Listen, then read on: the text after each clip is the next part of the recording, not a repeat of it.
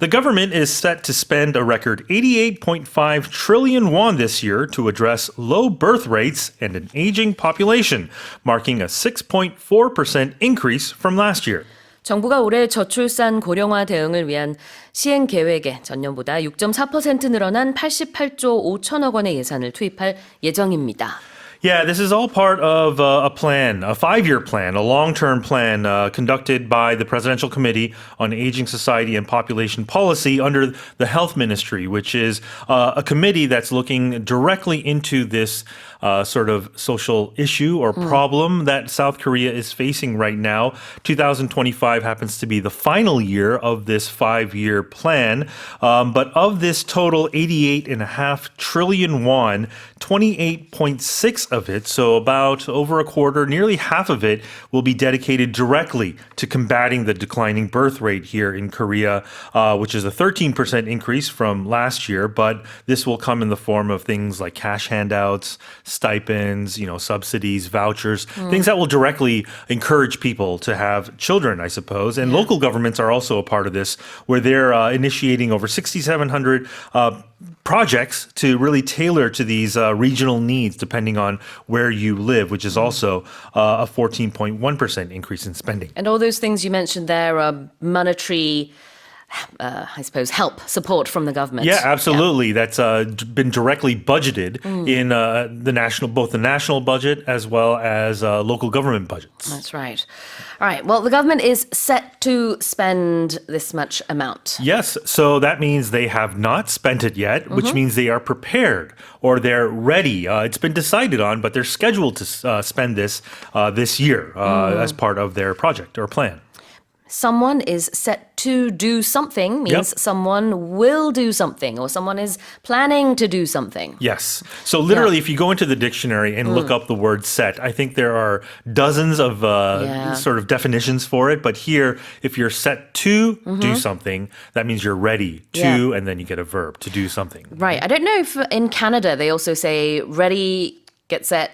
Oh, is it ready, get set, go? Ready, get set, go, or you sort of shorten ready, that set, to go. ready, set, go. Ready, set, go. Yeah, that's a universal way of starting any sort of race, right?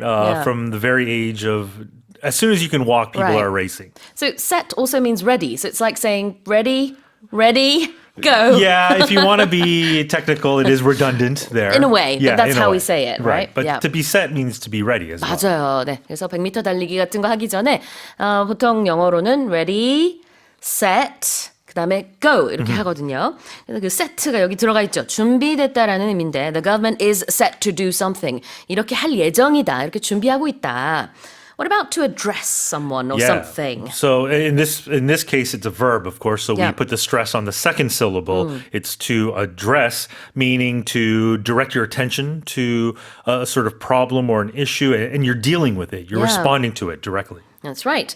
대응하다, to address an issue, or you can address someone, and that means, how should I address you? Mr. Hom is good for you. Mr. Hom, yes. okay. Please address me as Mr. Hom. Very formal. From now on.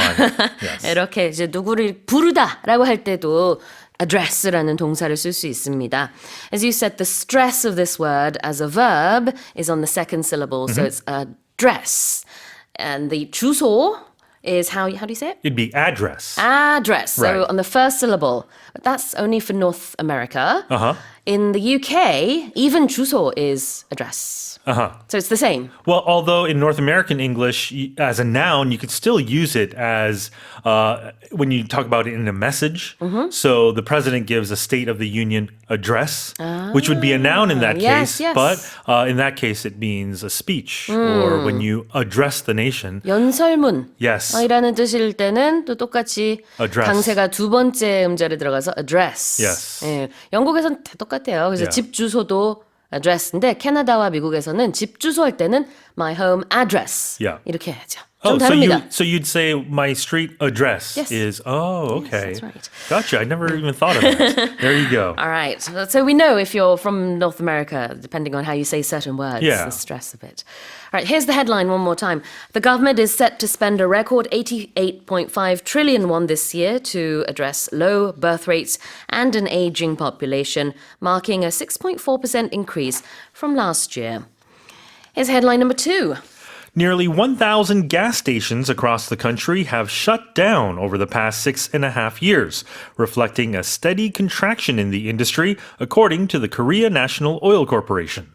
한국석유공사 발표에 따르면 최근 6년 반 동안 전국 주유소 중 1,000곳 가까이가 문을 닫은 것으로 나타났습니다. 이는 해당 업종이 구조적인 축소 국면에 있음을 보여주는 것으로 풀이됩니다.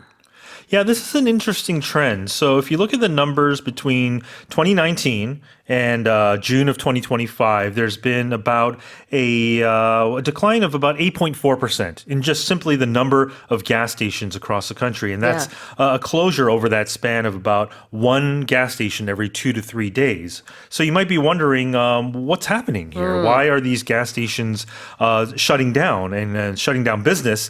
The main reason is profitability. Yeah, So a lot of these gas obviously. stations are run as franchises, I think, and profit margins have really plummeted. So if you go back all the way to the early 1990s, in 1991, profit margins were at about 18% for individual gas stations, but that's declined to 11.5% in 2001. And in 2023, profit margins are just 1.7%, meaning that gas stations are barely staying afloat. They're barely breaking even. So that's probably one reason why a lot of these gas stations, fortunately, are closing. Yeah. My sort of uneducated guess would be also there's a trend in people taking public transportation perhaps here across in the Seoul region. And also you have alternatives to gas combustion engines. You have electric vehicles and hybrids as well. Well, the fact that 1,000 petrol stations or gas stations have closed, it shows something. It reflects something. Yes. So if it actually expresses or it demonstrates, right? It displays and expresses something. So a reflection would be something that you see through a mirror, for example, but in this case, it reflects, it manifests itself. Yeah.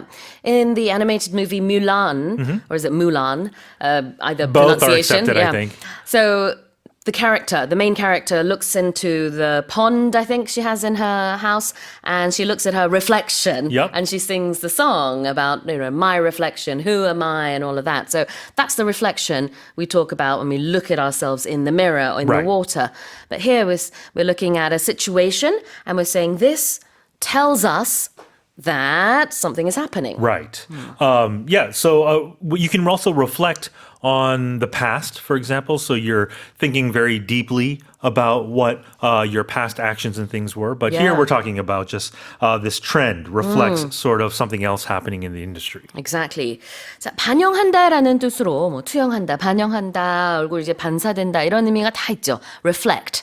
여기서는 주유소가 지난 6년 동안 1,000곳이나 문을 닫은 이 현상이 이런 걸 보여준다라고 생각하시면 됩니다.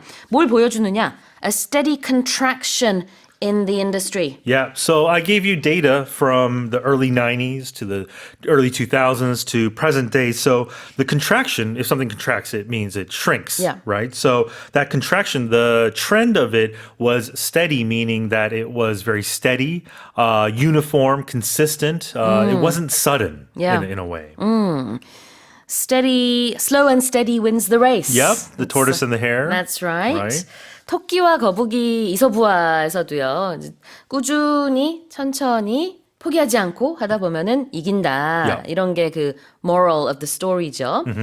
그런데 그거를 이제 영어로는 slow and steady wins the race. slow만 한 게 중요한 게 아니고요. 그러면 이기기 힘든데 꾸준한 거, steady가 중요하죠. Yeah, something that's constant and That's dependable, right? Yeah.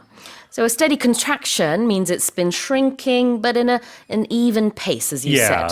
In a very uniform sort of way. And of course, to be steady also means to be solid, right? Not shaking. That's true. For example, you don't want your doctor who's about to operate on you to have unsteady hands, Shaky right? hands. You don't want to have them shaking hands. No, absolutely not. steady가 그래서 굉장히 이제 침착하다는 느낌으로도 쓸 수 있어요. 그리고 이제 손이 흔들리지 않고 그냥 가만히 있는 이런 상태도 steady. Stable, right? Stable, steady 이런 것도 다 이렇게 표현을 할 수가 있죠. All right, well, here's the headline again. Nearly 1,000 gas stations across the country have shut down over the past 6.5 years, reflecting a steady contraction in the industry, according to the Korea National Oil Corporation. More than 46 million passengers took international flights from Korean airports in the first half of the year, the highest first half figure ever recorded by the Ministry of Land, Infrastructure and Transport. 올해 상반기 국내 공항에서 국제선 항공편을 이용한 탑승객이 4,600만 명을 넘어서면서 국토교통부 집계상 상반기 기준 역대 최대를 기록했습니다. A lot of people were traveling. Yeah, they have been. And of course, the big benchmark in the travel industry is the COVID pandemic, right? And so a lot of the data is compared to pre-COVID and post-COVID. And it looks like in terms of the number of passengers that are going through airports here in South Korea, we are at a point now of pre-COVID sort of levels because 46 million passengers, like the headline suggests, that's a 7.6% increase from the same period last year. So a 7.6% on-year increase. And if you compare that to the 45.5 million set in 2019, it is a new record at this point. And Where so, are people going? So we're talking everywhere. So any passenger, not just out of the Seoul, Incheon, or Gimpo airports, but all airports in Korea. And if you look at just the number of flights itself, not the number of passengers, but the number of international flights, that was also up 5.6%. Breaking the previous first half record, also set in 2019.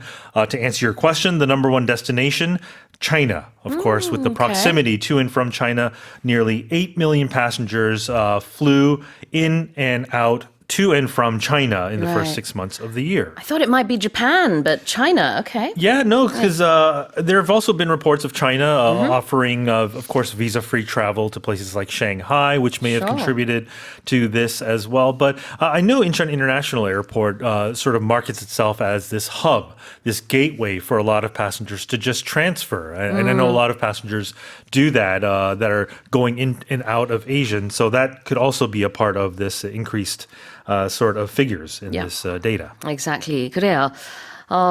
중국 등을 포함해서 이제 국제 여행을 한 해외 여행이겠죠. 해외 여행을 한 분들이 굉장히 많았던 것 같습니다. 올 상반기에 국내 공항에서 국제 항공편을 이용한 그런 탑승객의 수가 상반기치고는 역대 최고였습니다. 자, 여기서 우리가 국제선 얘기할 때 international flight. 그러면은 국내선은 national flight? It'd be domestic flight, 아니죠. right? Yes. 네, 그래요. That's a trick question. Right. 국내선은 domestic flight라고 Yes. 합니다. Right. 네. Gimpo Airport has a domestic terminal That's right. and an international terminal. 맞아요. 그래서 우리가 이제 국제선은 international, 그다음에 국내선은 domestic 이렇게 한다는 거 기억해 주시고, so you take a flight, right? Take an international Yes. flight. Most modes of transportation. You could take a cab, take a bus, Yep. take the subway, and you take a flight. The verb take is used in so many situations. You take an exam. Yeah. Yeah, you take medicine. Right. You take down notes. It's all these different situations. Yeah, it's one of those verbs that probably have dozens and dozens of definitions in the dictionary. It translates differently to, Yes. how we say it in Korean, but it's just one of those verbs you have to remember with the noun or the situation that you're talking about. 정말 많이 쓰이는 동사 take입니다. 이거를 그냥 하나의 뜻으로 외우시기보다는 어떤 상황에 쓰는지를 기억하시면 돼요. Yeah, because a lot of times if you translate in Korean, you would say you ride a taxi or you ride a bus. Right, but normally take. You take a mode of transportation. 맞아요. Yes. 네, 우리는 이제 비행기를 타다인데 그래서 I'm gonna ride a flight 이렇게 하지 않고요. Take a flight is the expression to use. 또 시험을 보다 할 때 I'm gonna see an exam 하지 않고요. I'm gonna take an exam 이라고 합니다. 이렇게 굉장히 많이 쓰이는 동사고 이 뜻을 명사와 함께, 이 상황과 함께 외우셔야 합니다. What about the first half figure? Yep. So the data we were looking at looked at data from January to June. So we're looking at if something's in half, that means there are two equal parts, right? Yeah. So the first half would be the first of these two equal periods of time in this instance. That's right.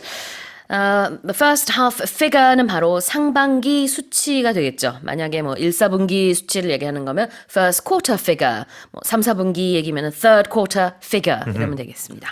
If it's thirds, it'd be trimester, possibly. Yeah, okay. Right. Some countries do have semesters divided into 3, which Yeah. is different to Korea. Or with childbirth, when a woman is pregnant. Yes. Expectant mothers, because in the West you count it as 9 months. So you have your first, second, and third 맞네요. trimester. 네. 우리말에는 그런 단어가 없는 것 같은데. No. 네, 보통 Because in 이제 Korea it's calculated as 10 10 months months. pregnancy. 맞아요. Yeah. 네, 네, 그렇습니다. 우리는 보통 임신하면은 10개월이라고 많이들 이렇게 연상을 하실 거예요. 그게 계산법이 좀 달라서 그런 건데, 이제 외국에서는 임신하면은 9 months라고 항상 이렇게 계산을 합니다. 그래서 이게 아마 뭐라 그럴까요? I think it's how you count it. It's 맞아. man or whether you're 계산법이 좀 다른 것 같아요. yeah, it's 네. 36 to 38 weeks. Is that correct for a pregnancy? Is that too long ago? You can't remember. 40 weeks? 40 weeks? Okay. So Yeah. it depends. 그래요. That's why depending on how you count it. 40주인 거는 똑같아요. 동양이나 서양이나 똑같은데 이거를 이제 우리는 10개월이라고 하고 서양에서는 9개월이라고 하거든요. 자, 근데 9개월은 3으로 똑 떨어지는 숫자죠. 그래서 외국에서는 임신 중일 때 첫 번째 trimester, 두 번째 trimester, 세 번째 trimester에 접어들었다. 이런 얘기를 합니다. 3으로 나눠가지고. 그래서 지금 이제 숫자 나누는 그런 표현들 알려드리고 있는데, HALF, half는 너무나 쉽죠. 반이에요. Right. 자, 그래서 상반기 first half, 하반기 second half. Here's the headline one more time. More than 46 million passengers took international flights from Korean airports in the first half of the year, the highest first half figure ever recorded by the Ministry of Land, Infrastructure and Transport. Here's our next headline. Hundreds of rescuers have been dispatched in the U.S. state of Texas to search for missing persons after flash floods claimed 80 lives, including 21 children, with warnings still in effect across the region. 미국 텍사스주에서 발생한 기습폭우로 21명의 어린이를 포함한 80명의 사망자가 발생한 가운데 구조대 수백 명이 실종자 수색을 위해 급파됐습니다. 해당 지역에 내려진 홍수 경보는 여전히 발효 중입니다. Yeah, this is obviously a very fluid situation. It's Yes. breaking news, so the information is changing depending on the source. We're seeing death tolls anything ranging from 78 to more than 80 at this point. But CNN says 80. 80. Yeah. We're seeing Reuters saying 28 children Right. have been affected as well. But 그러네요. CNN도 지금 방금 또 업데이트 보니까 아이 28명으로 또 업데이트가 됐습니다. Right. So obviously this is a tragedy that's covering a wide span of area in Texas. So officials are updating numbers as Yes. they come in. But the worst affected area is an area known as Kerr County in Texas, where 43 people have died at least. And a lot of focus of the media is many of the missing children Yeah. or missing people are children. And they were all part of this summer camp. That they had. It happened overnight where these flash floods occurred, and they're still missing at this point. But many were asleep when the river rose more than 8 meters in a span of less than an hour. So you can imagine how scary that was. You have to keep in mind that in the US, it is already summer vacation, the Yeah. end of the semester. And so a lot of children go to camp Yeah. during this time of the year. And this weekend also happened to be 4th of July weekend when a lot of people are out and about enjoying nature. And Yes. this unfortunate weather phenomenon had to happen. That's right. So many children, unfortunately, are still unaccounted for, including teachers as well. But yeah, this is a massive flood situation. Yeah. Tell us about some of the expressions to dispatch someone. Yeah, so this is still a rescue sort of stage because it's still ongoing. There's Yeah. hope for survivors. So when you dispatch someone, you're sending something off. It could be people, it could be a message, it could be a letter. So when you dispatch it, you're sending it off to a destination usually for a specific purpose. Right, but in this right. case, it's rescuers. 특별한 목적을 위해서 무언가 보낼 때 dispatching 한다라고 하는데요. 이 사람일 때는 파견의 의미가 있고요. 여기서는 구조대가 특파됐다. 이런 의미로 search and rescue team have been dispatched. Right, but it can also mean a formal message or a letter. There's the online sort of that celebrity gossip site here in Korea known as Dispatch. So that in that case, it'd be more like an article or a piece of writing. Yes. Now, if something is still in effect, Yep. If something's in effect, it means it's in operation. It's in force or it's operative. Yeah. But if it's still doing that, it continues to apply. Yeah, you could say it's still in place. Yep. In this situation, Yeah. because we're talking about warnings. This advisory here, right? 맞아요. Yeah. 네. 이 홍수와 관련된 이 주의보라든지 경보 이런 것들이 여전히 발효 중이다. Still 여전히 발효 중이다. In effect or in place. Effect with an E. E-F-F-E-C-T, yes. That's right. 그리고 갑자기 이런 홍수가 발생했을 때는 flash flood라고 합니다. 자, 다시 한번 제가 읽어볼게요. Hundreds of rescuers have been dispatched in the U.S. state of Texas to search for missing persons after flash floods claimed 80 lives, including 21 children, with warnings still in effect across the region. Here's our final headline. Japanese airline companies have announced that passengers will be asked not to store power banks for portable devices in overhead bins due to fire safety concerns. 일본 항공사들이 화재 안전 문제를 이유로 휴대용 기기에 쓰이는 보조 배터리를 기내 수화물 선반이 아닌 탑승객 손이 닿는 주변에 두도록 안내할 방침이라고 발표했습니다. Yeah, if you've ever taken any domestic airlines in Korea, you'll know that many airlines here in Korea, I think, are already enforcing this sort of measure because Yeah. there's that big high-profile incident that happened in Busan with Yes. that Air Busan flight months ago. So these portable batteries, the power banks, they can burn basically and Yeah. explode because they have, is it lithium ion? Yep, that's the sort of chemical or ingredient that's in there that is highly flammable, and it can catch fire by the smallest amount of impact or a speck of dust, or if there's any defect in the battery. So I think a lot of people are putting them in separate bags. Airlines are, but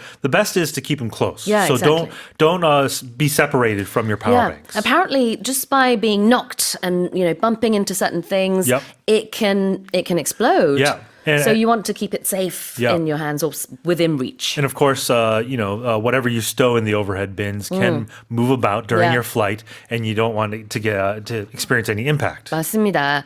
이제 보조 배터리 같은 경우에 리튬 이온이 들어 있는데요. 이게 이제 쿵쿵쿵 부딪히면서 폭발의 위험이 있다고 합니다. 그래서 아예 손이 닿는 곳에다 둬라라고 얘기를 할 방침인 거죠. 그러면은 뭐 최소한 여기저기 막 움직여 다니면서 부딪히고 또 화재 위험이 조금은 줄어들 테니까. 좀 줄어든 게 아니라 이제 아예 없어야겠죠.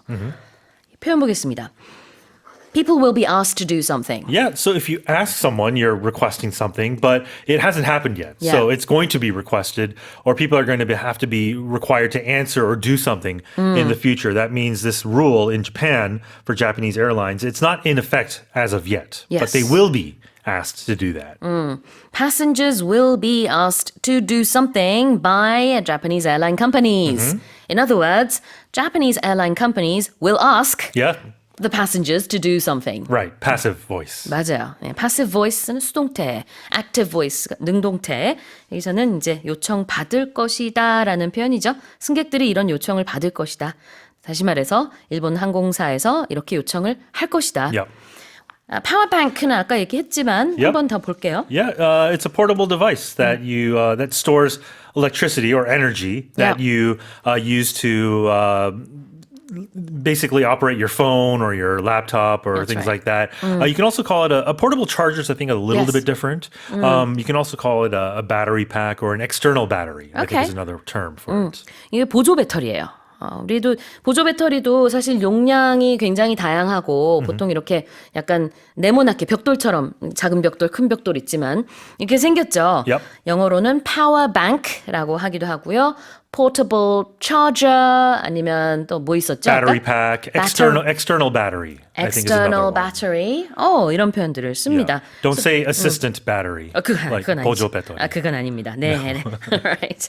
다시 한번. 그리고 저기 이 위에다가 짐 yeah. 넣는 곳 있잖아요. 수화물 넣는 그 위에다 넣는 거. 요거 뭐라 그러죠? It's the overhead bin, right? Because a bin is a container. 맞아요. 아마 기내 방송에서도 들으셨을 거예요. 다음에도 한번 더 주의 깊게 들어보시면은 please keep your luggage in the overhead bins 아니면 overhead compartments 이렇게도 말합니다. overhead가 머리 위에 있는 compartment or bin means the place where you put your small luggage. Although overhead has a different meaning in business. That's right. These are little negligible costs that Yes. every business has to incur. Of course. But I that's knew a different story. you'd go there. 맞아요. I 우리 had to. 경제에서 얘기하는 overhead는 뭐 간접 비용 뭐 이런 건가요? Exactly. 아, Yeah. 어렵네요. 자, 그럼 다시 한번 그 헤드라인 읽어보겠습니다. Japanese airline companies have announced that passengers will be asked not to store power banks for portable devices in overhead bins due to fire safety concerns. And that's it for the headlines with Shane Harm. The National Weather Agency upgraded heatwave advisories to warnings across much of the country on Monday, cautioning that the heatwave gripping the nation is expected to intensify and pose a high risk of heat-related illnesses. 기상청은 어제 전국 대부분 지역에 내려진 폭염 경보로 상향한다고 발표하면서 현재 지속 중인 폭염의 기세가 이번 주 더욱 강화될 것으로 보임에 따라 온열 질환 위험에 대비해달라고 당부했습니다.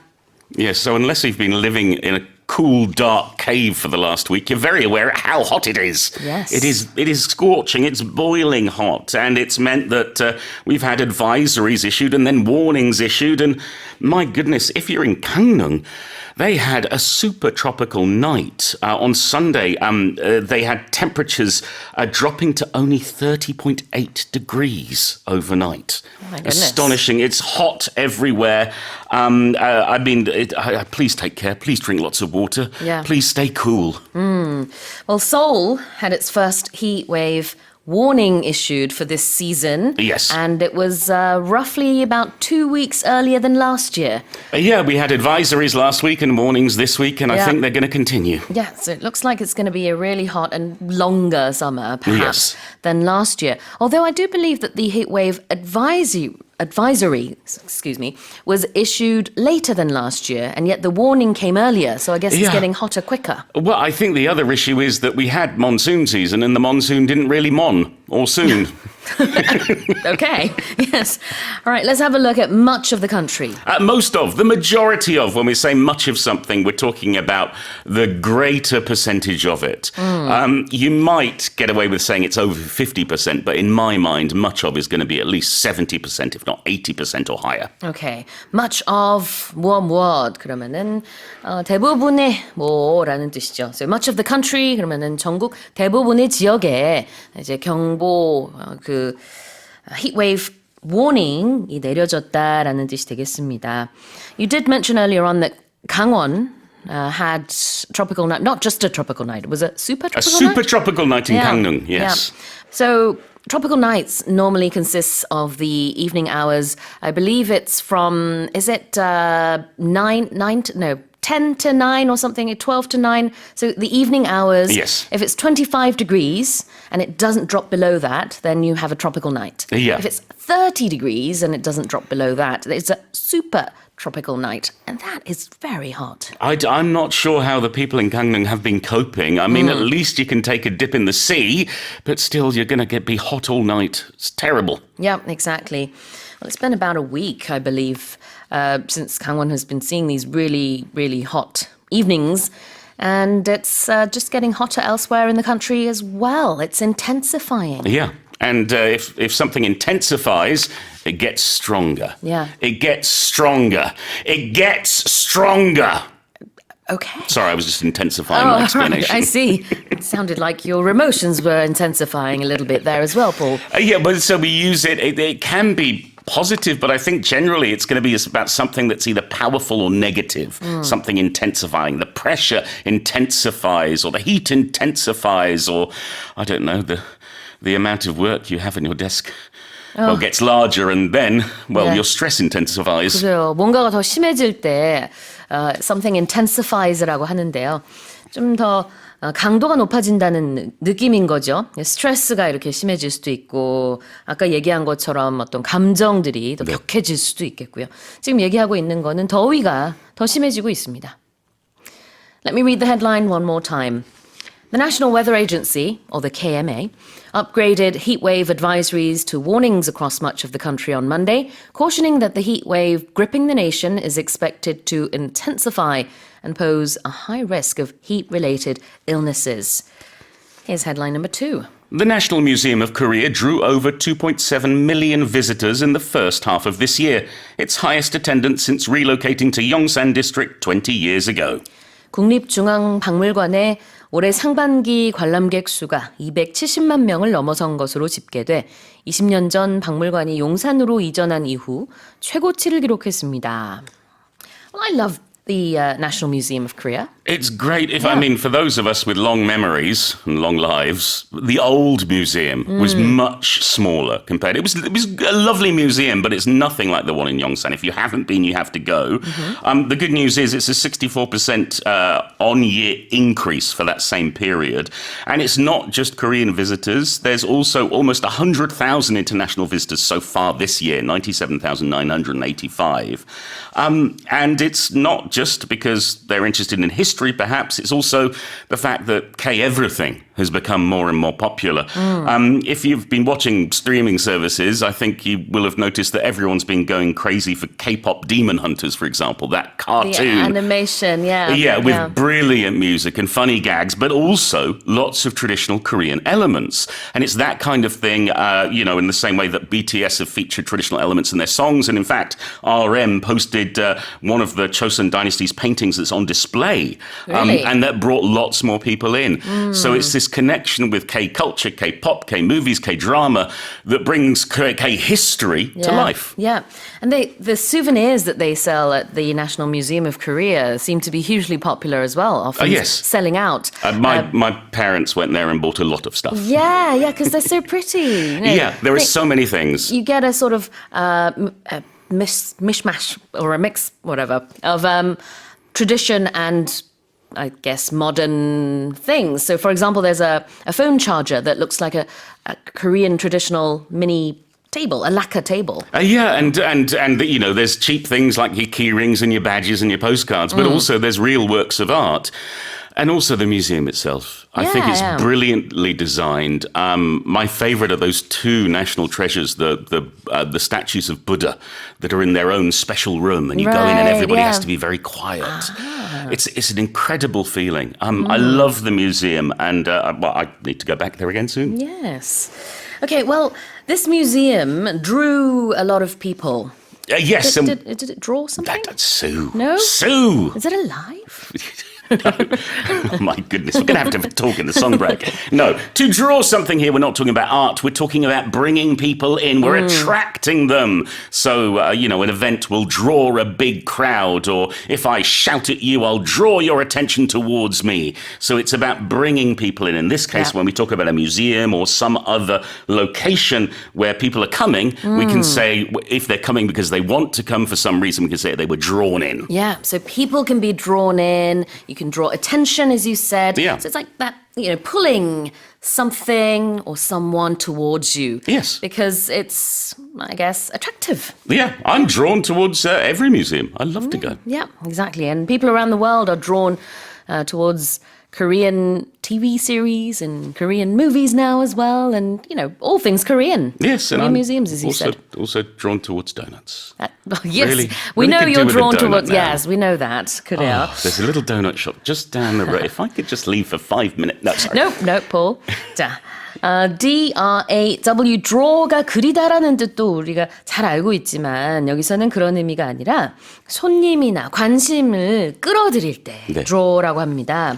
So the National Museum of Korea drew over 2.7 million visitors in the first half of this year. Okay, can I give another thing for draw, which I think is an interesting one? If you go to the doctor and they're doing a blood test, they will draw blood. They will pull it out of you. So there you have an actual physical drawing of something.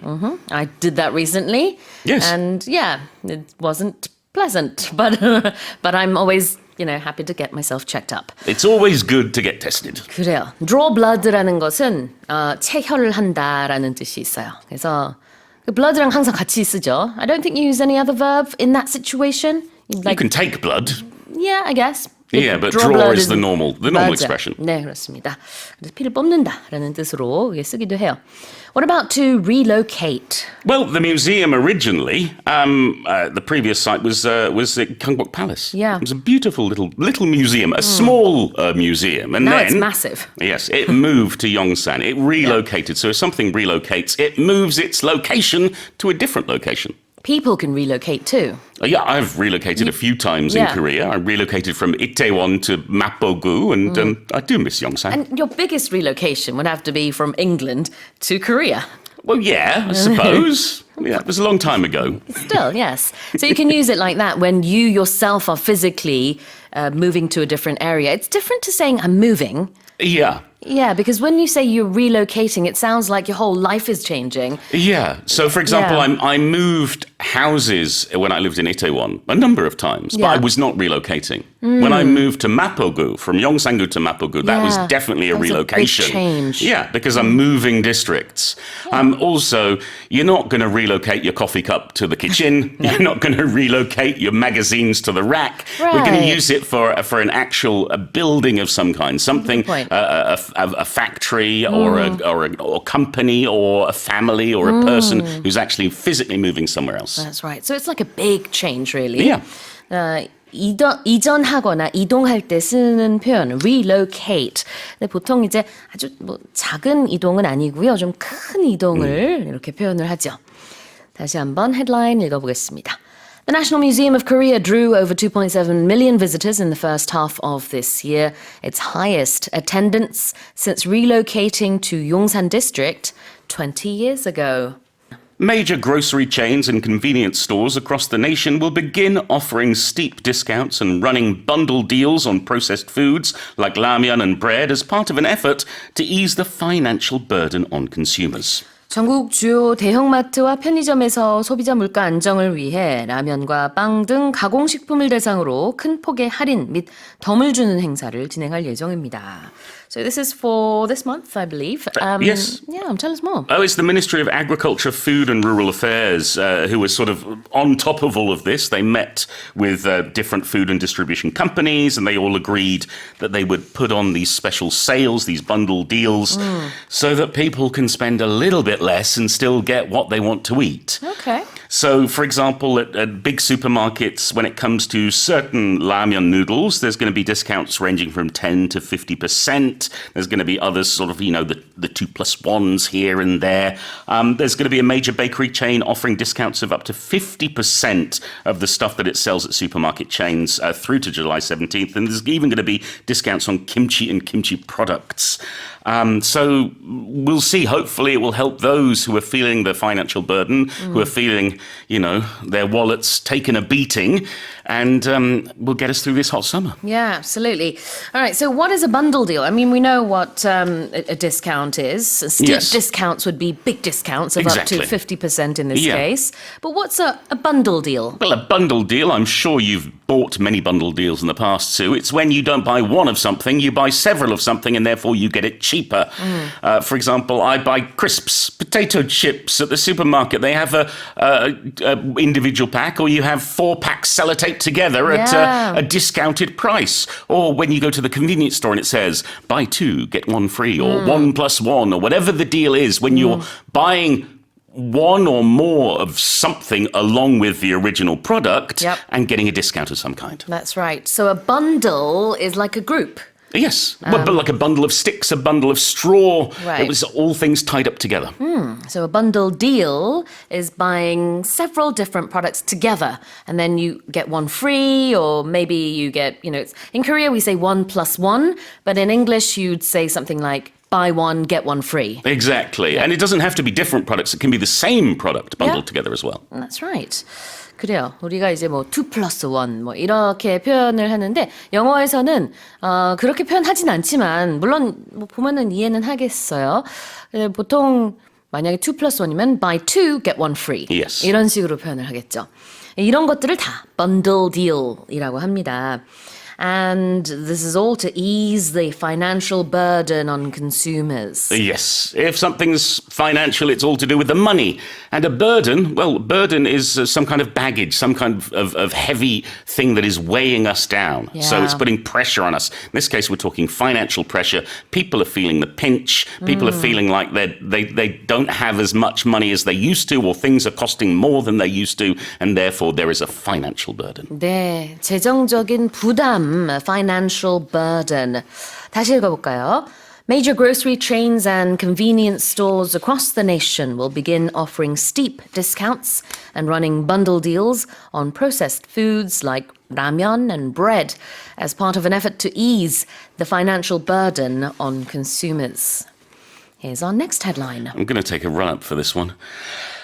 A super centenarian in the US who has celebrated her 114th birthday after surviving mumps, measles, whooping cough, and even COVID-19 has credited her longevity to a lifelong diet rich in potatoes while staying away from alcohol and cigarettes. A solid 10 out of 10. Thank you very much. I stumbled in the headlines at the start of this show. I it's a didn't long want to word. stumble again. Can you say it once? Super centenarian. Oh, very good, Sue. Very, very good.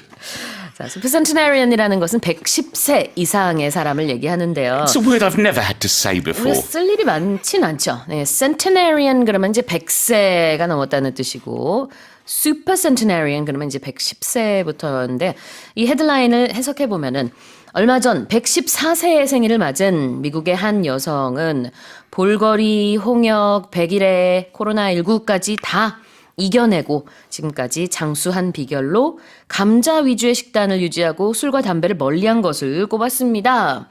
Tell us more. Happy birthday, or happy belated birthday, Bonita Gibson, celebrated on July 4th. She's the 9th living person to turn 114.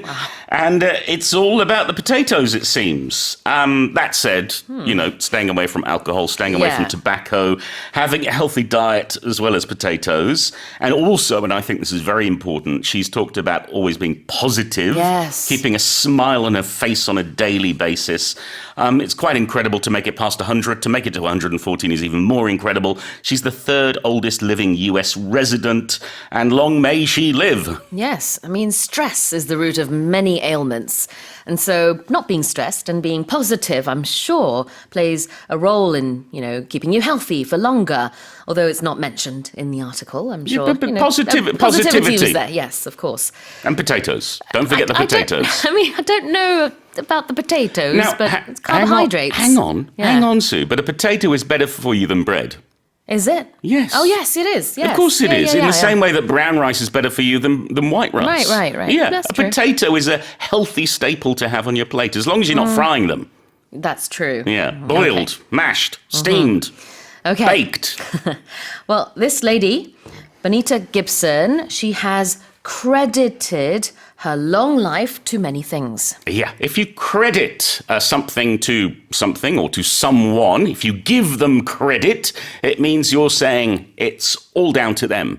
It's not so much their fault. It's the opposite of that. It's saying this is all because of them. This is all because of whatever they've done or whatever they are. You think of a movie or a TV series. At the end, you have the credits, Yes. which is the makers giving credit to the people who deserve it. Giving credit to the actors, giving credit to So the sorry. the cinematographer, to the director, to the writer, to the person who turns Sue's phone off while in the middle of the show.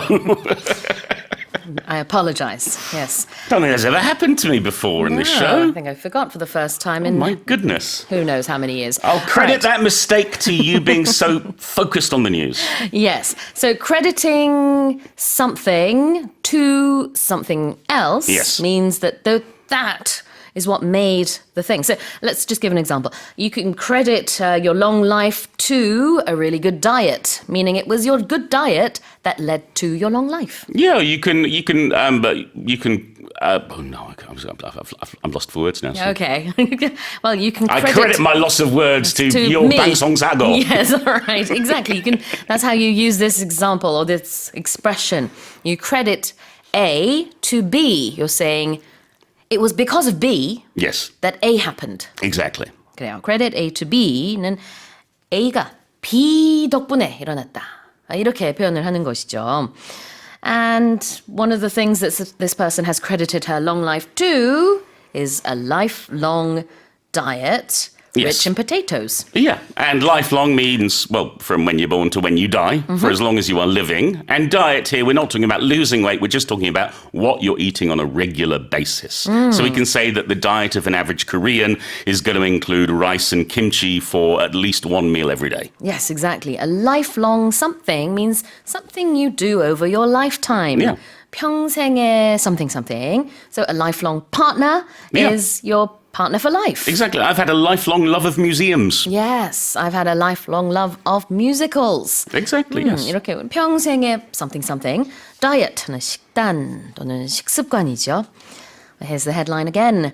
A supercentenarian in the US who has celebrated her 114th birthday after surviving mumps, measles, whooping cough, and even COVID-19 has credited her longevity to a lifelong diet rich in potatoes while staying away from alcohol and cigarettes. Let's move on to the final headline. Paris has reopened the Seine River to public swimming after city authorities gave the green light for it to be used for public swimming for the first time in more than a century. 프랑스 파리의 센강이 시 당국의 허가에 따라 공공 수영 공간으로 개방됐습니다. 이번 수영장 개장은 센강에서의 수영이 금지된 1923년 이후 102년 만의 일입니다. So does this mean the next time I go to Paris, I can take my swimsuit and jump into the Seine and go for a swim? Well, I mean, if they're still open, Yeah. Certainly I think the Olympics has a lot to do with it. Because of last year's Olympics, they cleaned up the Seine, and there were people who were lobbying for it to be allowed to happen because they wanted to swim. And so 1,000 swimmers a day are going to be able to access 3 different bathing sites on the banks of the river. It's absolutely free till the end of August. So I think this may turn into a yearly thing, a summer thing. A lot of money has been invested in this. And that means basically connecting homes instead of the river to the sewer system, because that had been one of the major issues. Right. It's an old city, and in the old days, what did we do with our waste? Well, we chucked it in the river. So yes, I have to say that this is not just in Paris. There are other cities around Europe that are doing similar things.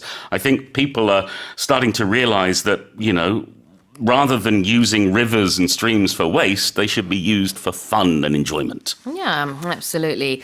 When you say bathing sites, you're talking about areas where you can go and swim. Exactly. Right? Not take a bath. No, because the old term public baths would be another way of saying a swimming pool. Yeah. So you yes. say, instead of swimsuit, you can say bathing suit. Exactly. Because some people don't swim in the water. They like to sort of paddle about. Yeah, exactly. So a bathing site is somewhere where you can go and swim in the same way that if you go to the beach in Korea, you can't just swim anywhere. There are certain sections that are bathing sites and certain sections that are forbidden. 그래요. BATHING, bathing sites, bathing spots 이런 표현들이 많이 쓰이는데요. 이제 수영을 할 수 있는 장소로 보시면 되겠습니다. And talking about swimming, what's public swimming? Well, it's not private swimming, I'll tell you that. It means that anybody can do it. Yeah. Public swimming in the sense of the ordinary public, ordinary citizens are able to swim. Yeah, 그래요. 공공 수영 장소, 수영 시설, 수영장. 여기서는 센 강이 그런 공공 수영장으로 이제 이용이 된다는 거죠. 8월까지 그렇다고 합니다. And then to give someone the green light? Well, what does green mean, Sue? Green means green. What do you mean? What does green mean? Green means go. Oh, okay. Are you not a driver, Sue? I haven't had much sleep, Paul. Okay, right. Red means stop, green means Right, go. right. I think everywhere in the world, pretty much, where there are roads, everybody knows that if you're a driver or a pedestrian. Yes. So if you give someone the green light, it means you're saying, go on, you can do whatever it is, you can start whatever it is, you can get on with what you want to do. Exactly. Green light 신호등에서 이제 출발해도 된다는 뜻이니까요. 영어에서는 비유적으로 뭔가 허가를 내줄 때 give someone the green light라고 합니다. 자, 그러면 다시 한번 읽어볼까요? Paris has reopened the Seine River to public swimming after city authorities gave the green light for it to be used for public swimming for the first time in more than a century. And that's it for the headlines with Paul Matthews. The proportion of new car purchases by people in their 20s and 30s fell to its lowest level in a decade during the first half of this year, continuing a protracted decline that began after 2016, while purchases by those in their 60s and 70s increased over the same period. 국내 20대와 30대 인구의 올해 상반기 신차 등록 비중이 10년 내 최저 수준으로 떨어져 2016년 이후 이어진 감소세가 지속되고 있는 반면 이 기간 60대와 70대의 신차 구매는 꾸준히 증가한 것으로 나타났습니다. Right, so people who are younger are not buying new cars as much as before, and then people who are slightly older, they are. Yeah. Tell us more. So this is according to data from the auto website Car Is You, and they say that just 5.7% of new car purchases in the first half of 2025 were made by people in their 20s, and that was the lowest in a decade. Purchases made by drivers in their 30s also dropped to 19.5%, which was down sharply from 25.9% back in 2016. And they say that the reason might be that young people are turning to car sharing services. There's one company that has over 10 million users, more than half of whom are in their 30s. Meanwhile, seniors are bucking the trend. Their buyers in their 60s now account for 18% of new car sales, nearly double the figure from 2016, with purchases by those in their 70s also rising. So experts are saying this shift might be tied to more seniors working past retirement age, with over 7 million people aged 60 and up now employed, which is also a record high. Okay.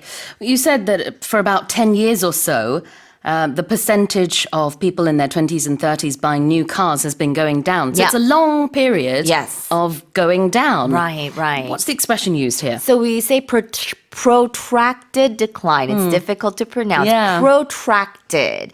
And that means that it's a long-lasting and drawn-out period of deterioration. So it's a decline. It's going down. So it's decreasing. And we use this when something is going on for longer than expected or desired. And it implies a gradual but persistent downward trend rather than something going down suddenly. So it's like prolonged. Yes. It's been going on for a long time. Not a good thing normally. Yeah, If you normally. talk about a protracted thing, it's been happening for a long time. In this case, the figure's going down. A protracted decline. Yep. 오랜 기간 지속된 감소세를 얘기하고 있습니다. Now, what about over the same period? Over the same period. So we use this when we're comparing two different figures. So it means during the exact same time frame or interval as something else that was being discussed. So we use this when we're comparing data, also maybe events or situations within this same defined duration. 그러니까 2016년 이후 지금까지 똑같은 기간 20대, 30대, 그다음에 60대, 70대를 비교하면서 20대는 이랬다. 또 60대는 이렇다. 근데 굳이 두 번이나 2016년 얘기할 필요는 없으니까 같은 기간 동안 in the same period or over the same period 이렇게 표현을 하는군요. Here's the headline again. The proportion of new car purchases by people in their 20s and 30s fell to its lowest level in a decade during the first half of this year, continuing a protracted decline that began after 2016, while purchases by those in their 60s and 70s increased over the same period. Now let's go over to Greece. This is our next headline. Greece has imposed a mandatory work stoppage from midday to 5 p.m. for outdoor manual labor and food delivery services in areas where temperatures are expected to exceed 40 degrees Celsius, while urging employers to implement remote work where possible. 그리스가 기온이 40도를 웃돌 것으로 예상되는 지역을 대상으로 정오부터 오후 5시까지 야외 근로와 음식 배달 서비스를 금지하는 한편 고용주들에게는 가능한 경우 직원들의 재택근무를 허용할 것을 권고했습니다. It's so hot Yes. that people are being told to just not work. Home. Yeah. Tell us Stay more. home, right? So Greek authorities, they've basically ordered a mandatory work break in regions where temperatures are expected to go over 40 degrees this week. So this was according to the labor ministry. They say that people should not be outside from about noon to 5, especially for outdoor laborers and food delivery workers, particularly in central Greece and on several islands. And employers, as we mentioned, were also encouraged to allow workers to remotely work or work from home. They do say that no emergency heat measures were implemented in the capital Athens. The current hot spell is being treated as a typical summer occurrence.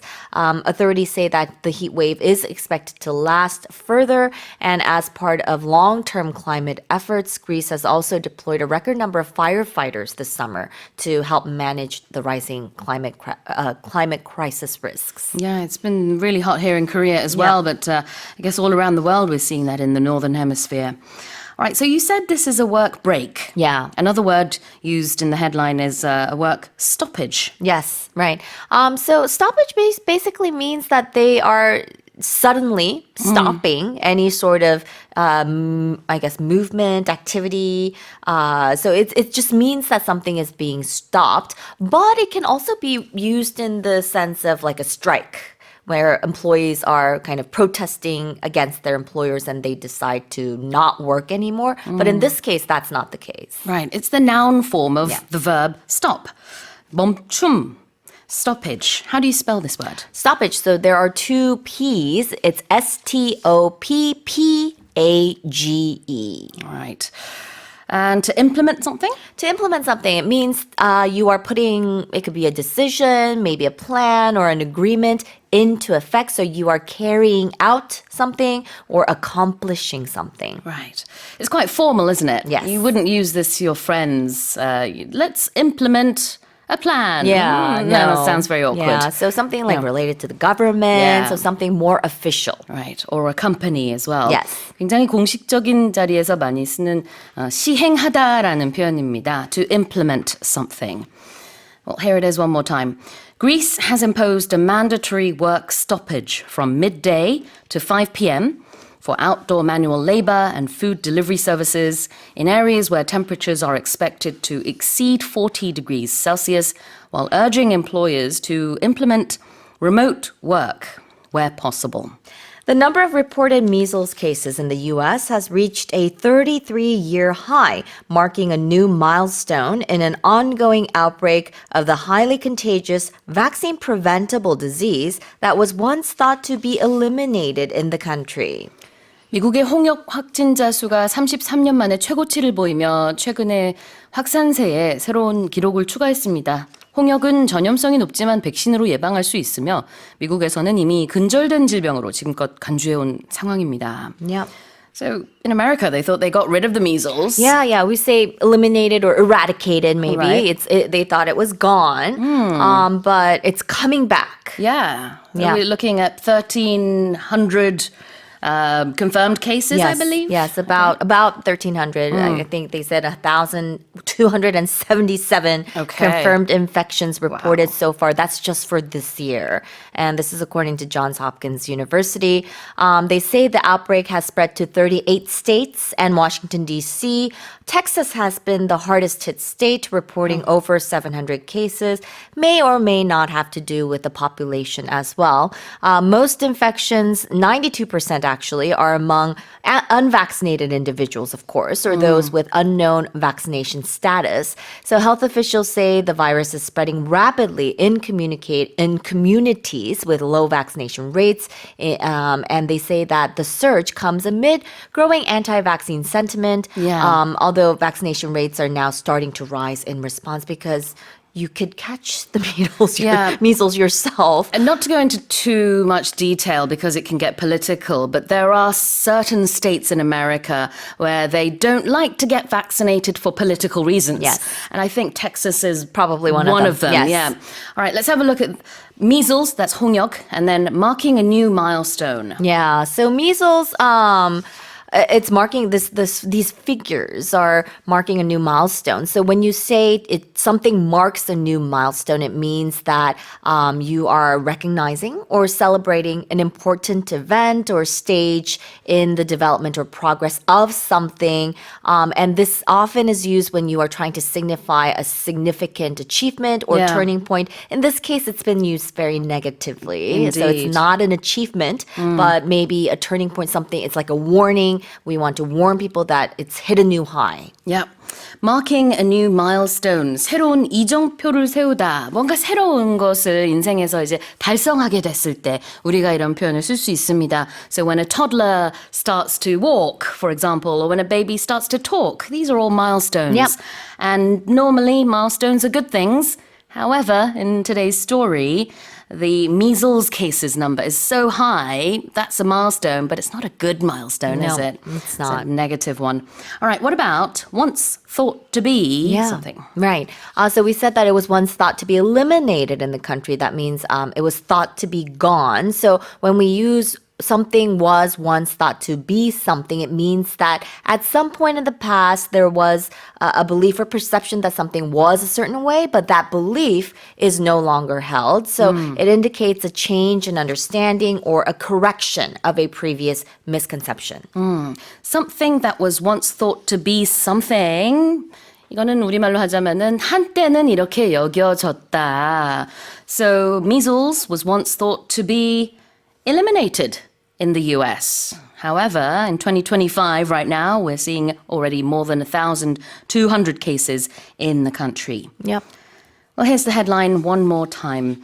The number of reported measles cases in the US has reached a 33-year high, marking a new milestone in an ongoing outbreak of the highly contagious, vaccine-preventable disease that was once thought to be eliminated in the country. Here's our next headline. Archaeologists have announced the discovery of a 3,500-year-old city in Peru named Panico, believed to have served as a key trading hub connecting early Pacific coastal communities with those in the Andes Mountains and Amazon Basin. 페루에서 발견된 3,500년 전의 고대 도시 페니코가 공개됐습니다. 이 도시는 당시 태평양 연안 지역과 안데스 산맥 고산지대 및 아마존 분지 일대 주민들이 모이는 교역소 역할을 했을 것으로 추정됩니다.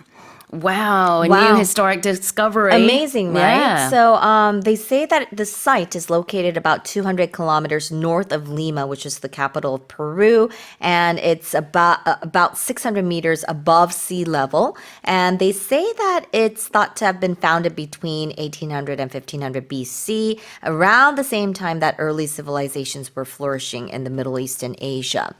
So researchers say the discovery sheds light on what became of America's oldest civilization, the Corral, and 8 years of research at the site has unearthed 18 structures, including ceremonial temples and residential complexes. So Panico is situated very close to this oldest civilization of America, the Corral, and it's recognized as the oldest known civilization in the Americas. It was established 5,000 years ago, around 3000 BC in the Supe Valley of Peru. Yeah, well, now that we have drones, it's easier to go around vast empty areas and have a look at what's down below. And I'm seeing the images right now, and it's quite vast. It's amazing. You know, you can actually see the circular structure that you just mentioned there. Yes. It looks pretty intact. Yeah. So, oh my goodness. I'm wondering what took so long Yeah, well, for maybe this huge civilization, but to be discovered. Yeah. so it's definitely going to be interesting to see what they unearth and what kind of discoveries that they make there. Yeah. Now, I know you're a big history buff. Yes. When I was younger, I have to admit, I wasn't that interested in history when I was, in my teens, for example. Yeah. Now, though, I am fascinated. I think it's so amazing because one day we're also going to be part of history. Of course. And, just to imagine 3,500 years ago, people were living in this town, I guess, city, and then people didn't know about it for thousands of years. Yeah, centuries. And now here we are. Yeah, and Amazing. we talk about the Aztec or the Inca civilizations a lot, but it seems that they had a flourishing civilization there. Yeah. Yeah. Wow. Right, what's a trading hub, Karen? A trading hub. A hub is where, it's where people gather. We talk about trading hubs a lot because it's that geographical location, or it could be a platform as well. Yeah. That's kind of the central point for a lot of people, traders, to come in and buy and sell their goods or services. And it's also a place where a lot of transactions occur. So it attracts many buyers and sellers. Yeah, we talk about certain areas of the world being financial hubs. Here we're talking about a hub for trade. 중심지, HUB, hub. And then trading hub, 무역의 중심지. Now, what about coastal communities? Coastal communities. So these are human settlements that are located near the ocean or near the coastlines. Yeah. And their economies and cultures are often closely linked to the sea. So they might be getting their food from the sea, and their work might have to do with things related to the ocean as well. Coastal, 해안 지역의 community, 공동체. 그래서 해안 지역 공동체가 되겠습니다. Not to be confused with coaster, which is what you put your cups on. Yeah. But they look the same in the first few letters anyway. 자, coastal, C-O-A-S-T-A-L. Here's the headline again. Archaeologists have announced the discovery of a 3,500-year-old city in Peru named Penico, believed to have served as a key trading hub connecting early Pacific coastal communities with those in the Andes Mountains and Amazon Basin. Let's move on to the final headline. A doctor in Australia has recommended waiting at least an hour after waking to drink coffee as the body begins releasing natural stimulant hormones 30 to 60 minutes beforehand, and stacking caffeine on top may lead to jitteriness, anxiety, and over time caffeine tolerance. 호주의 한 의사가 기상 후 최소 1시간 동안은 커피를 마시지 말 것을 권고했습니다. 이는 잠에서 깨기 30분에서 60분 전부터 몸속 천연 자극 호르몬이 분비되기 시작하기 때문에 여기에 카페인을 추가로 섭취할 경우 초조함과 불안, 나아가 장기적으로는 카페인 내성이 생길 수 있다는 설명입니다.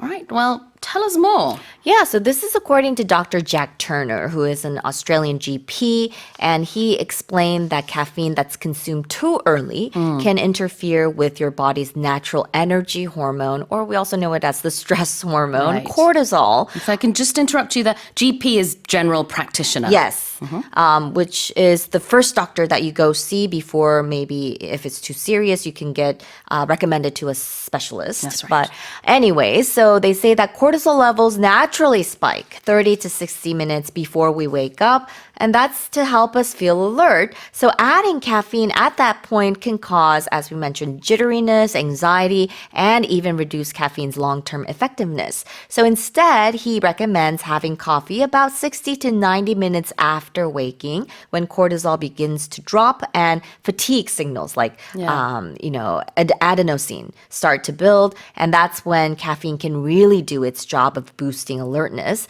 He also warns against consuming caffeine within 6 hours of bedtime, as it may disrupt sleep. So the key message they're saying is that there's a lot of different reports on coffee and caffeine, but they're saying caffeine or coffee isn't the enemy, but timing it right could be the real game changer. Interesting. I get the, not drinking coffee before you sleep part. But my question is, how does your body know when it's going to wake up if you get up at different times of the day every day? That's not good for you. That's not good for you, that's true. So I feel like in that You're case... confusing your body. Your body won't know when to release those natural stimulants. Yeah, in that case, I think you should not be drinking coffee at all. Oh, that's true, actually. And just get a routine cycle going. All right. So what's a stimulant? Okay, so stimulant, we mentioned that your body's natural energy hormone was a stimulant. It's cortisol. So it's a substance that raises levels of physiological or nervous activity in your body. To stimulate, 자극을 주다. So a stimulant is a noun. It could be a noun, or in this case, what is it? 형용사로도 쓸 수 있고요. 명사로도 쓸 수 있는데, if it's a noun, then it's 자극, 자극물. And as an adjective, 형용사일 때는 자극하는이 되겠죠. Yeah. 여기서는 이제 형용사로 쓰고 있습니다. stimulant hormones니까 Yes. 그러니까 자극하는 호르몬 뭐 이렇게 볼 수 있겠죠. 그런 게 몸속에 자연적으로 나오는데 일종의 자연적인 각성제 같은 거예요. Yeah, yeah. 네, 그래서 그런 게 나오니까 굳이 You don't need it. 커피까지 마시면은 너무 이제 sort of like caffeine overdose Yes. 이 느낌이 될 수 있어서 you can get jittery. What does Yeah. jitteriness mean? Jittery. So it's that state of being nervous, Yeah. restless, or easily startled, and it's often accompanied by, I guess, physical signs like trembling or maybe fidgeting. So Yeah. we say that, oh, I have the jitters. And you can also use words like jumpiness, nervousness, or restiveness as well. 안절부절 못하는 거를 being jittery or jitteriness라고 하는데요. 이 카페인 너무 많이 들어가면 그렇게 되겠죠. 아무래도 Yeah. 뭐 이제 뭐 손이 떨릴 수도 있고 Yeah. 아니면 그냥 조금 불안해가지고 Yeah. 안절부절 못하고 가만히 있지 못하는 상태가 될 수 있습니다. So you may experience jitteriness, anxiety. And over time, 장기적으로 봤을 때는 caffeine tolerance. tolerance가 바로 내성이죠. Yes. 네, 그런 것도 생길 수가 있어서 according to this one doctor in Australia, Yeah. he says, don't drink coffee until at least an hour has passed Yeah. after waking up. Yeah. So, okay, interesting. Did you have any coffee this morning, Karen? Nope, not yet. Okay, I did. But it's been well over many hours since I got up, so I think it's okay. Yeah. All right, well, here's the headline again. A doctor in Australia has recommended waiting at least an hour after waking to drink coffee, as the body begins releasing natural stimulant hormones 30 to 60 minutes beforehand, and stacking caffeine on top may lead to jitteriness, anxiety, and over time, caffeine tolerance. Well, that's it for the headlines with Karen Troy. The early onset of heat waves across the nation has pushed electricity demand to mid-summer levels, with power usage surging to a record 95.7 gigawatts as of Tuesday, the highest ever recorded for the month of July. 예년보다 빨리 찾아온 폭염에 지난 화요일 최대 전력 수요가 95.7기가와트로 역대 7월 최고치를 경신하는 등 국내 전기 수요가 한여름 성수기 수준을 나타냈습니다. Okay, so I feel like, it's getting hotter faster, it's more intense, and as we can see here, it's more hot than it was the same time last year. Yeah, it's getting quite hot and quite early, Yeah. I think is the key. And the number 95.7 gigawatts came up in the article, and they're saying that demand exceeding 90 gigawatts is usually observed in late July or early August.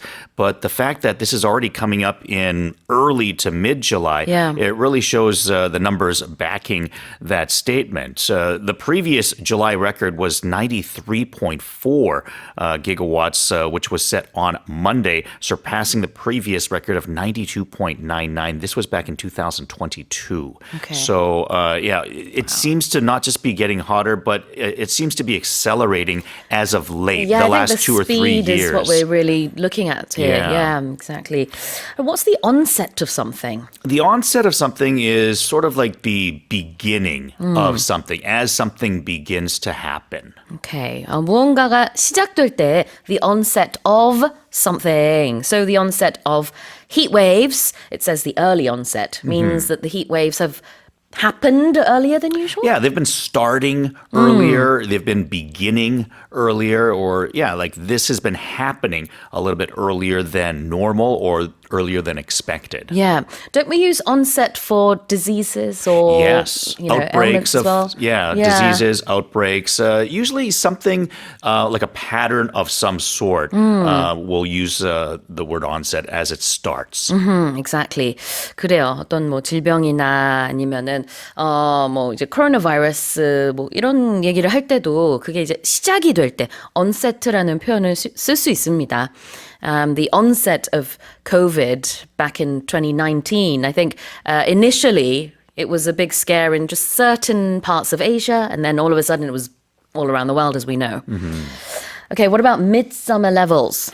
So midsummer, we're thinking about probably mid to late July, perhaps early August. I mean, the actual start of summer is June 20th, right? For the summer solstice, longest day of the year. So that would be like the beginning of summer. But when we're talking, it's not as hot maybe in the first day of summer in June 20th. But as we get to early August, when the actual middle of summer comes in, then that's the period that we're talking about. So we're talking about midsummer levels in terms of these readings, and that's the time period that we're looking at. Exactly. What's that work by Shakespeare with the word midsummer in it? Midsummer's Night's Dream, Yeah, I I believe. think that's what it is. Yeah. So midsummer, it's like the middle of summer. Mm-hmm. And then I guess in that particular play, we're talking about a dream and it involves, sort of elves and animals and things like that. Yeah. Don't remember it that clearly, but yeah. And I think when we're talking about midsummer, like the reason that you're going to mention it is probably to do with heat or the weather. Because, like I said, I think the weather in midsummer, when we're talking July, August, is a little bit different than the longest day of the year in terms of the summer solstice. It's not as hot typically in June as it is in July, August. So when we mention midsummer, then we are usually referring to a hotter period. It could be a sunnier period or less, in Korea. Yeah. I guess in Asia, it'd be like maybe the rainy period. But, in a lot of North American cities, it's typically a dry period. midsummer가 뭐 나라마다 기후도 다 다르겠죠. 그 얘기를 지금 해주셨는데 이제 한여름 midsummer. 그래서 셰익스피어의 한여름밤의 꿈, 영어로는 Midsummer Night's Dream. 다시 한번 제가 읽어보겠습니다. The early onset of heat waves across the nation has pushed electricity demand to midsummer levels, with power usage surging to a record 95.7 gigawatts as of Tuesday, the highest ever recorded for the month of July. Here's our next headline. Wildfires have scorched thousands of acres in Spain and France, prompting the closure of an international airport after a days-long heat wave parched landscapes in the region and turned woodlands into tinderboxes. 스페인과 프랑스에 발생한 산불로 산림 수천 에이커가 소실되고 국제공항이 폐쇄됐습니다. 이는 수일 동안 이어진 폭염으로 해당 지역의 지형이 건조해져 숲의 나무들이 불쏘시개 역할을 한 것으로 한 결과로 보입니다. Alright, so it's really hot in Europe as well. Tell us more. Yeah, it's not just Asia. It's Europe. At least 5 firefighters were injured in southern France, where a blaze near the city of Narbonne was burning for a second day, according to local authorities. Right. Some fires going on in Spain and the Catalonia region as well. And 7,000 acres of vegetation have burned in that region. So these fires have been getting around and doing quite a bit of damage. Absolutely. We're looking at a days-long heat wave. So as opposed to a day-long heat wave, the Yeah. S there is not a mistake. Absolutely. And it means several days or a number of days. I think you could equate it to anywhere between, say, 2 to maybe 5 or 6. It's not an exact number, Yeah. but we're talking about something that's more than one and probably less than a week, right? Because Right. then you would just say a week long. Sure. So I think you probably could go up to maybe 6 days even, something between 2 and 6 days. It would be like days 수일 long. 동안 이어진 것을 a days-long heat wave. If it had been going on for weeks, then a weeks-long heat wave. And you can use all the other time periods as well to talk about different things. A years-long pandemic, for example. That's what Yes. COVID was. Absolutely. All right. And it has parched areas in Europe. Yeah, something that's been parched is very dry, and it could be because of the heat typically, but it can be other things. Often I hear about like your skin might be parched, so you need some lotion. Right. So we hear about that in maybe certain advertisements or talking about skincare, but often it's also to do with land and maybe trees and woods and things that might be dry because of the weather. Could you say that crops are parched from the sun and no rain? Absolutely. Yeah. I think about maybe like a sun deck. If you have like a deck where Yeah. you barbecue and the paint kind of gets like old and kind of like wrinkled and stuff. Like when your deck Yeah. needs to get redone or repainted, or parts of your house might need to be repainted because it's been parched by the sun. So it's extremely dry. Yes. Yeah. And your throat as well can Yeah. get parched. Yeah, right? absolutely. Yeah. Yep. 그래요. 이제 정말 메마른 상태가 되는 겁니다. To be parched. 그런데 지금 우리가 수동태로 얘기를 했지만 여기서는 능동태로 the heat wave has parched landscapes in Spain and in France. So it's made it very dry.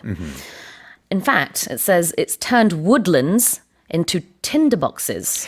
Yeah, tinderboxes, there's two different ways to talk about this. The first, let's get into the literal term of what is a tinderbox. Right. And a tinderbox is like a fire starting set that you would have. So Okay. it would usually have like small wood chips of sorts with maybe like a flint and a piece of metal to quickly start a fire. So this is what was used. Nowadays you just have a lighter and Yeah. you're off to the races. But if we're going back maybe 100, 200 years ago, if you wanted to make a fire, that would be the easiest way back then. So that's the literal meaning. If we're talking about it figuratively, you're thinking about something where, it starts a fire from nothing. So think about things like a situation where it can get really hot, or it can get hot in a figurative way as well, in terms of maybe a situation that you don't like. So this is like a fire starter that it's beginning something. It's a tinderbox. This is beginning a hot situation, or this is, in this sense, it's literally talking about an area, it's making an area hot. 그러니까 예전에 뭐 라이터나 이런 게 없던 시절에는요, tinderbox라고 해서 tinder, T-I-N-D-E-R, 불에 붙기 좋은 마른 그런 재료들이 들어있는 박스가 있었대요. 그래서 그거를 뭐 어떻게 활용을 해가지고 불을 지폈나 보죠.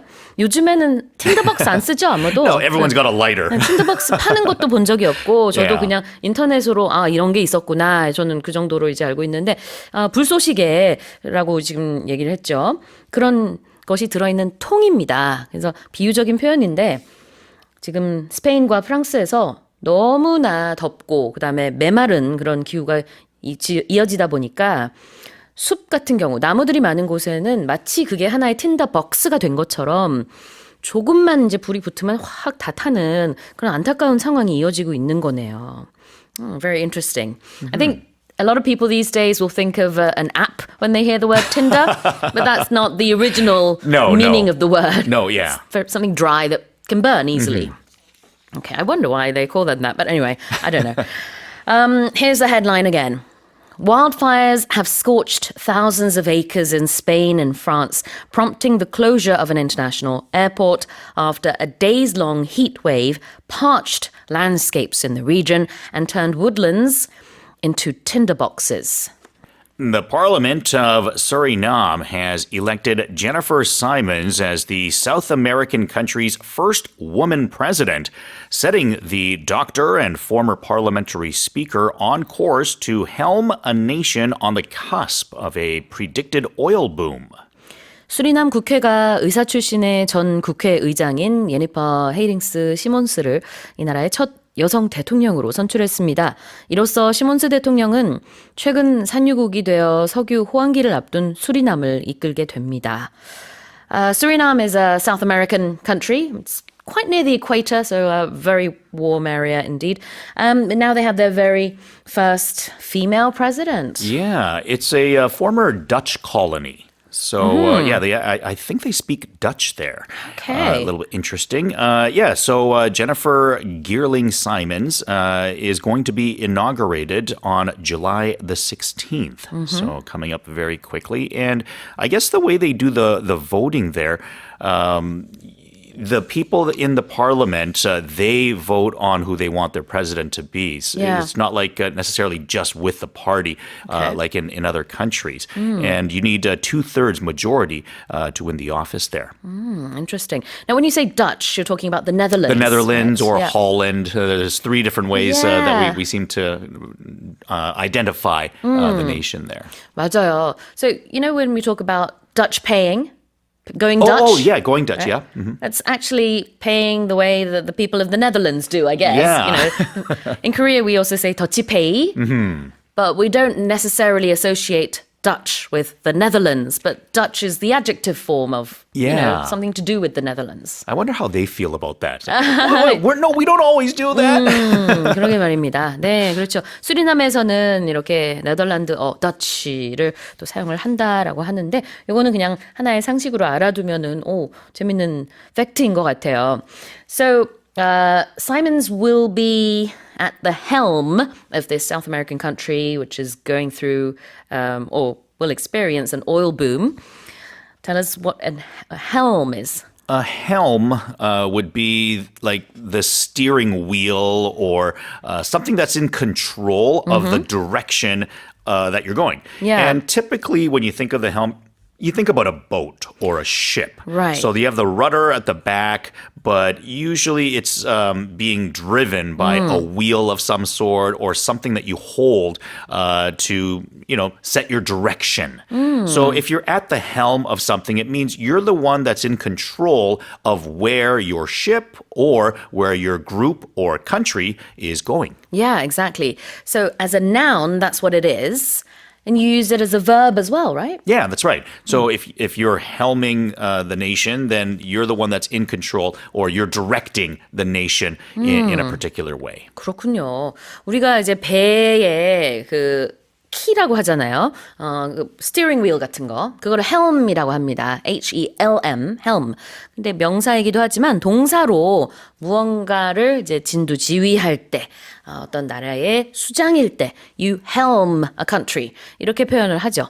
So, as the president, of course, you helm your nation. In this case, we're talking about the newly elected female president of Suriname. Well, Suriname is on the cusp of a predicted oil boom.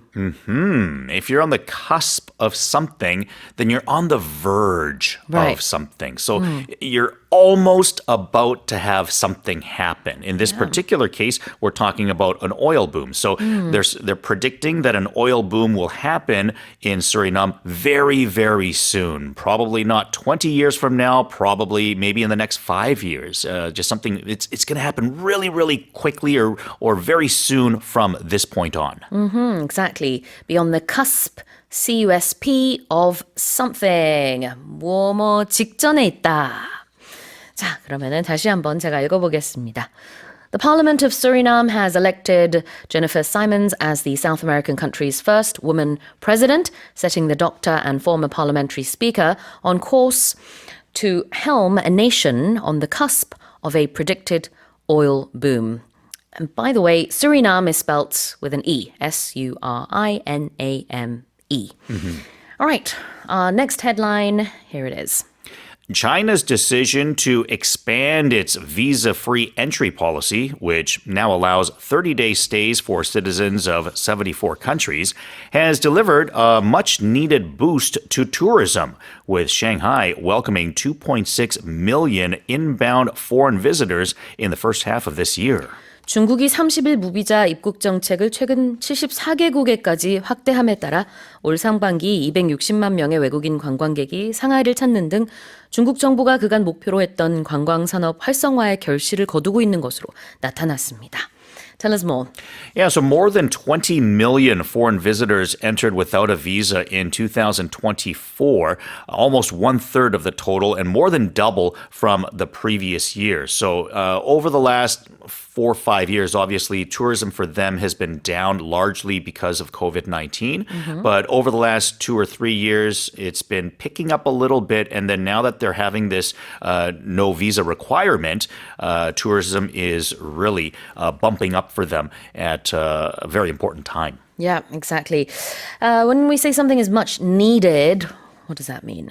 Yeah, it means literally that it's something that you need and it's important to you. And in this particular case, I mean, their tourism needs to be up. It's been down over the last 5-6 years, and because of that, it's kind of in a rebound for them. So it's been down, but yeah, it's something that's absolutely needed for them. 매우 필요한 것, something is much needed. It's more than just needed. It's very, Very important, needed. yes. And inbound foreign visitors? Inbound foreign visitors are the foreign visitors that are going in to the country. So when we're talking about inbound, we're talking about a direction that something is going. And in this particular case, it's inbound to China as visitors from outside of the country. Inbound means it's heading towards something that's inside. Outbound is heading outside. So we talk about imports and exports as inbound shipments or outbound shipments. So those expressions are often used in the news as well. Inbound foreign visitors refers to people traveling inwards, in this case to China. So it would be travelers going to China, basically. Here's the headline again. China's decision to expand its visa-free entry policy, which now allows 30-day stays for citizens of 74 countries, has delivered a much-needed boost to tourism, with Shanghai welcoming 2.6 million inbound foreign visitors in the first half of this year. Here's our next headline. The U.S. will no longer require travelers to remove their shoes during security checks at airports nationwide, ending an unpopular policy that has been in place for nearly 2 decades. 미국에 있는 공항에서 보안 검색을 받을 때 신발을 벗도록 강제했던 규정이 이제부터는 적용되지 않을 전망입니다. 이로써 20년 가까이 여객기 승객들을 불편하게 했던 정책이 역사 속으로 사라지게 됐습니다. So now you can keep your shoes on. Yeah. In America? I Yeah. remember having to take my shoes off when going Traveling to the States. Yeah, traveling right. in the United States for that. And I remember thinking like, wow, like really? I mean, who actually puts explosives in their shoes? And obviously this is happening because there was a person, indeed, Richard Reed, that was known as the shoe bomber. He tried to do this, was caught. And because of that, they've been doing this for the last 5 or so years. Yeah.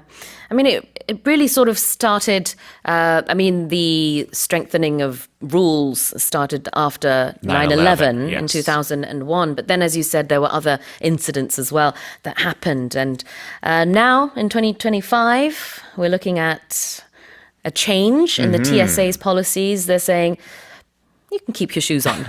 And by the way, they do also state that they might ask some people to take their shoes off if they might seem suspicious. But it's not going to be a policy where they're requiring everyone to take off their shoes. But on occasion, they might kind of see someone that looks suspicious and ask them to take their shoes off. Interesting. The U.S. Homeland Security posted something on social media. And it's a little sort of poster, an image with the words stars, stripes, and shoes on. And they made the announcement, you can come to America and you don't have to take your shoes off when you go through screening. But yeah, I mean, this whole policy was implemented, as you said, since about 2006. So it's been about 20 years. Let's have a look at security check. Security check is a place where you'll have security people making sure that you're not bringing in something that might be unsafe or that you might not be allowed to take in. So often you'll see this in airports. Sometimes it'll also be within certain stadiums or if you're going into a crowded area, they want to make sure that you're not taking anything in that might be illegal, or it could be something that's just not allowed. Like certain stadiums don't allow you to bring outside food or drinks in, so they might have security checks for that. Yeah. 보안 검색 때를 security check라고 얘기하죠. 이제 보안 검사하는 자체도 동사로 you could, well, not as a verb actually, but you could go through security check and be checked. to see if you have any dangerous devices on you or anything of the sort. And to be in place, what does that mean?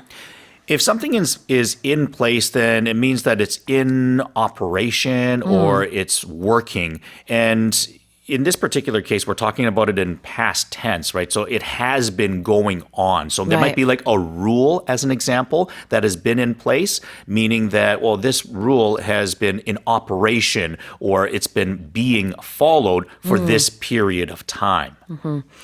어떤 정책 같은 것들이요, 시행 중일 때 a policy is in place. Well, this policy of checking to see if you had anything in your shoes was in place for about 20 years. But now the TSA, the Transportation Security Administration of America, is saying it's no longer in place. It's no longer effective.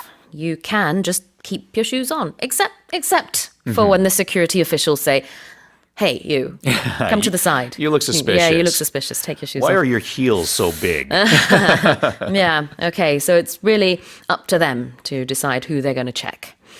All right, here's the headline again. The US will no longer require travelers to remove their shoes during security checks at airports nationwide, ending an unpopular policy that has been in place for nearly 2 decades. Well, that's it for the headlines with Jason Lee.